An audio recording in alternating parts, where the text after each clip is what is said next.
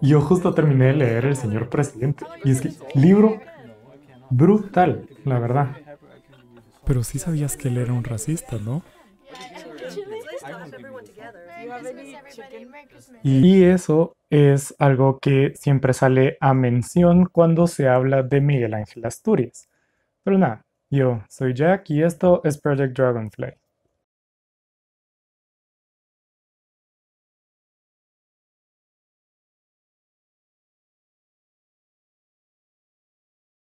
Y entonces, para los que no conozcan quién es Miguel Ángel Asturias, pues fue un escritor guatemalteco nacido en 1899, murió en 1974 y como que lo más relevante de todo esto es que él es visto así como el escritor de Guatemala, es más o menos visto como Cervantes se ve para el idioma español, igualmente se ve Asturias para la literatura guatemalteca, es así como ese pico que nunca jamás se va a volver a alcanzar.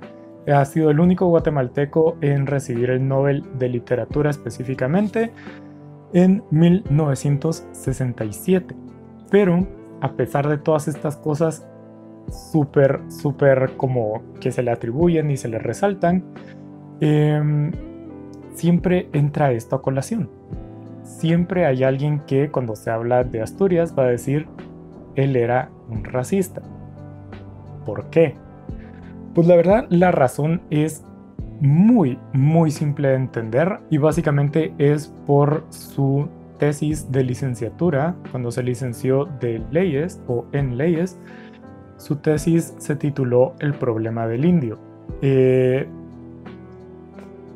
Ya ahí se empieza a ver un poquito.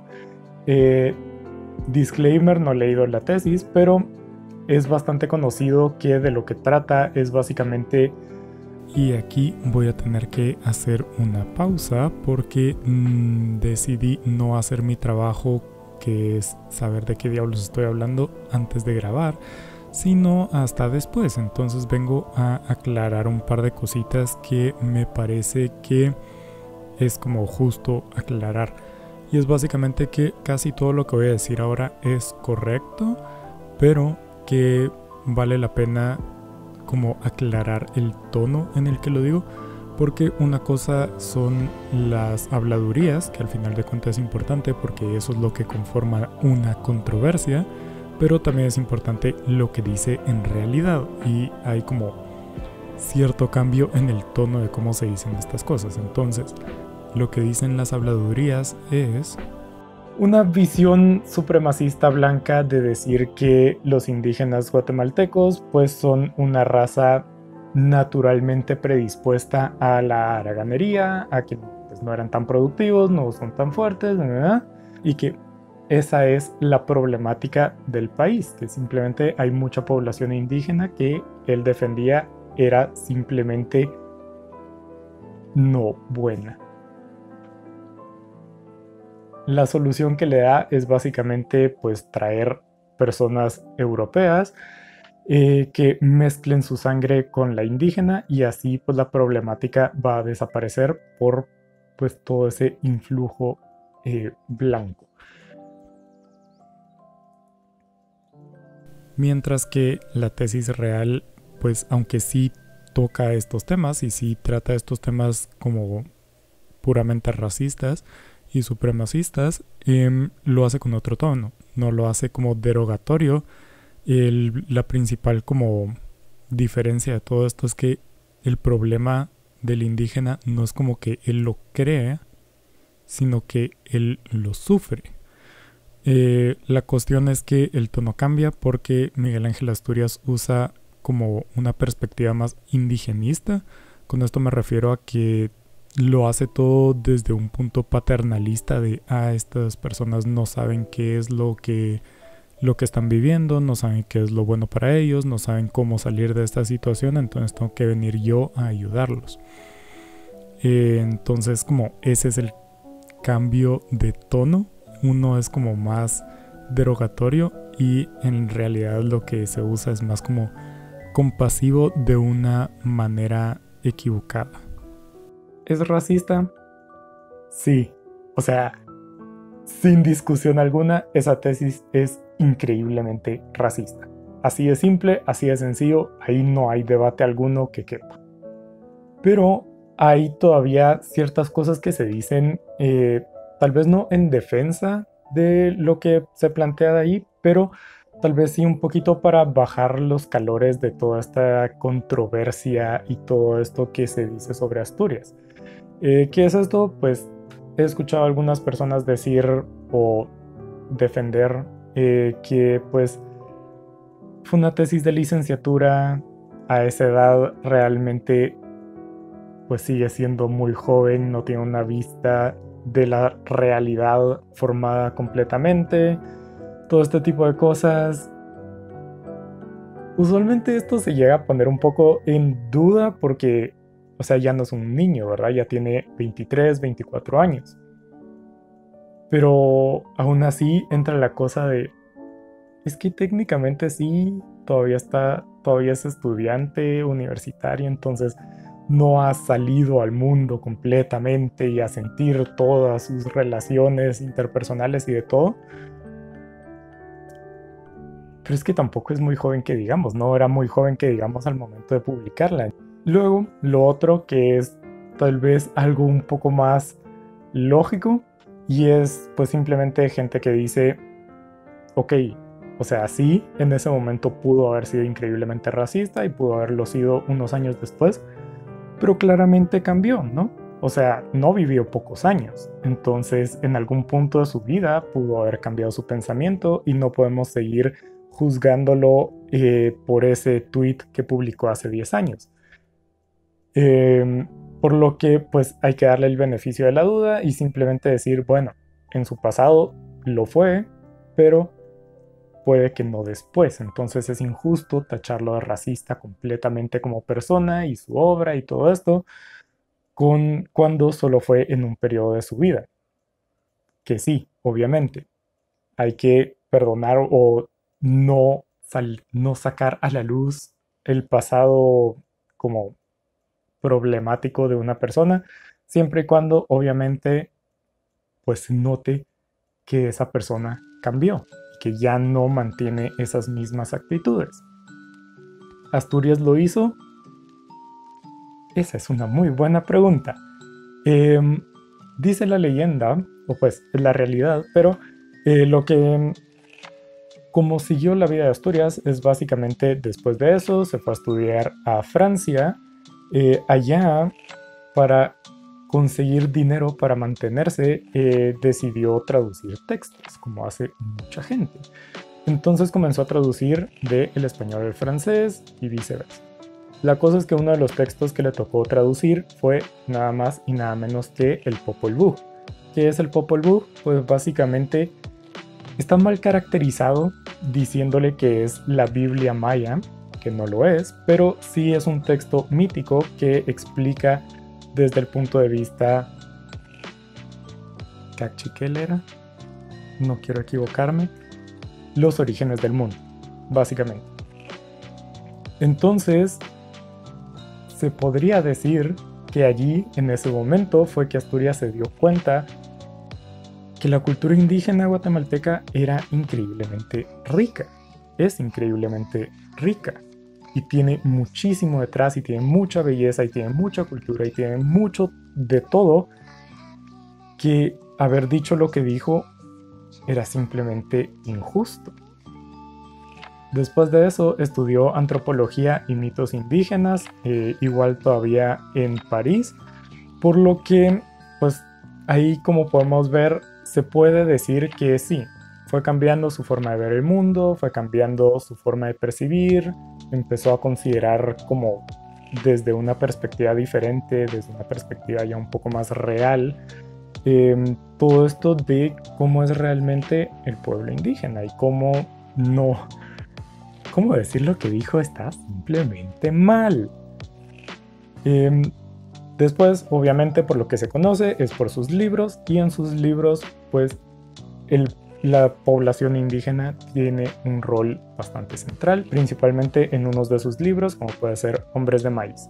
Entonces, con esto podríamos decir, bueno, puede haber debate, puede haber controversia por lo de su tesis, pero realmente es injusto, porque con los años cambió su forma de ver y ya todo pasó, ¿verdad?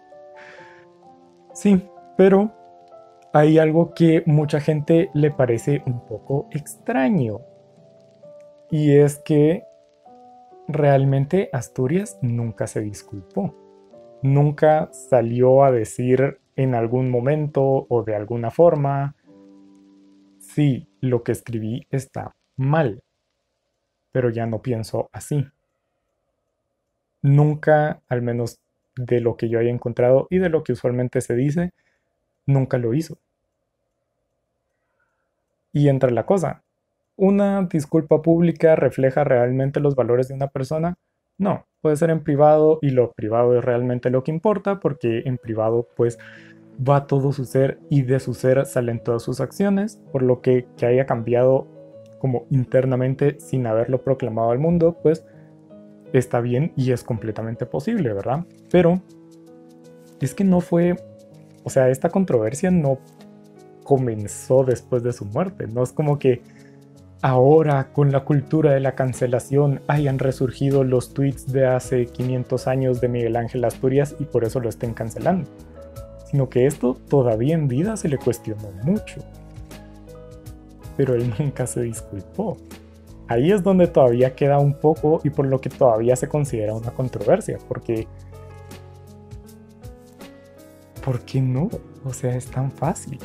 Pero bueno, eso es más o menos la raíz de toda esta controversia, de todo lo que se dice. Usualmente esta controversia no llega a salir mucho, es usualmente algo que se queda bastante dentro de Guatemala y en los círculos literarios barra sociales de otros países, principalmente latinoamericanos. Pero esta es la razón de esa controversia. Ahora, ¿cuál es mi veredicto y todo esto? Pues yo personalmente considero que no es justo tachar a Asturias de racista. Sí, lo que hizo estuvo increíblemente mal y hubiera podido disculparse. Es algo tan sencillo. Pero no creo realmente que haya mantenido esos sentimientos por toda su vida. Entonces no considero tampoco, aunque hubiera sido racista toda su vida, tampoco considero que sus obras deberían como salir del mercado y que ya no se lean y que no sé qué y no sé cuánto cancelado, porque también es muy cierto que su obra es simplemente magistral. Entonces es de estos casos en los que queda un poco de conflicto, que pues en su obra puede que no diga nada malo, pero de lo que sí tengo yo personalmente un poco como tal vez de conflicto hasta cierto punto es de otra razón que usualmente no se le critica y no surge como controversia, y es básicamente apropiación cultural. Y aquí entramos a otra cosa porque ¿existe la apropiación cultural? ¿Cuándo se llega a la apropiación cultural? ¿Qué es respeto y homenaje a una cultura y qué es apropiación? ¿Existe algo como, o sea, tal cosa existe? ¿Se puede realmente apropiar una cultura? Em, Puede ser que sí, puede ser que no. Yo honestamente no sé. Usualmente me inclino a decir que sí existe y por eso es que voy a comentar esto, pero eh, hay cosas ahí con todo este tema que es un poquito complicado de definir y por tanto se pone en duda la existencia misma de tal problema. Pero, ¿por qué digo yo esto? Pues primero que nada, leyendo sus libros, principalmente como digo, Hombres de Maíz, no he leído más que Hombres de Maíz y El Señor Presidente y Toro Tumbo, entonces me disculpo, pero em, con Hombres de Maíz sale o se nota muy, muy, muy fuerte lo que es como el reconocimiento principal de Asturias, que es el realismo mágico. Él junto con García Márquez y otro par y otros escritores pues crearon este como género emblema de Latinoamérica o usaron este género. ¿Qué es lo que pasa y qué es lo que yo considero bastante interesante? Y aquí es donde retomamos lo que mencioné antes de la traducción del Popol Vuh, que específicamente el realismo mágico de Asturias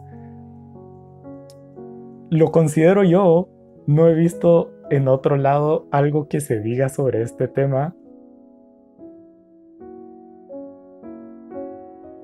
A mis ojos, el realismo mágico de Asturias es heredero directo de el Popol Vuh. Así de simple. Porque si uno lee, especialmente la que por el momento se considera la mejor edición del Popol Vuh, que es la traducida por Sam Colop, uno encuentra todas estas descripciones, todas estas formas de narrar que recuerdan mucho a lo que Asturias hizo siglos después. O sea, todas estas descripciones características del realismo mágico. Entonces, por lo que yo digo apropiación cultural, es básicamente por eso, por haber tomado un estilo narrativo que es propio de las culturas indígenas guatemaltecas y apropiarlo él, que aunque guatemalteco es blanco o fue blanco, y hacerlo propio. Ahora, ¿un estilo literario se puede considerar como cultura para que se pueda apropiar? No sé, honestamente, pero lo que sí voy a recalcar es la razón de su Nobel. Eso es lo que más me llama la atención. La razón de su Nobel. Allí es donde considero yo que más puede estar como enraizado este problema de la apropiación cultural. Y cito su razón del Nobel, que es por sus logros literarios vivos, fuertemente arraigados en los rasgos nacionales y las tradiciones de los pueblos indígenas de América Latina.